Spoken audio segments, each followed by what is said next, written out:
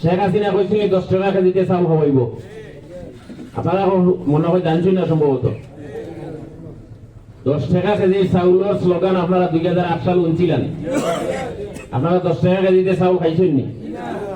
আর এক মিথ্যাবাদী আর এক দুঃখাবাদী লইয়া বিএনপি আমরা সামনে লইয়া, এটা হইল ফ্যামিলি কার্ড আর কৃষি কার্ড।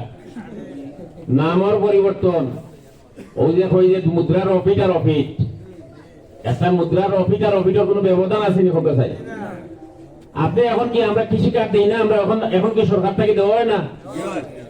এখন কি আপনারা কৃষি বোর্ড থেকে পাই না? আপনারা ওটাও তো এখন কিটা কৃষি কার্ড দিব, ফ্যামিলি কার্ড দিব। আপনারা বয়স্ক ভাতা পাইন না, বিধবা ভাতা পাইন না, পঙ্গু ভাতা পাইন না আপনারা?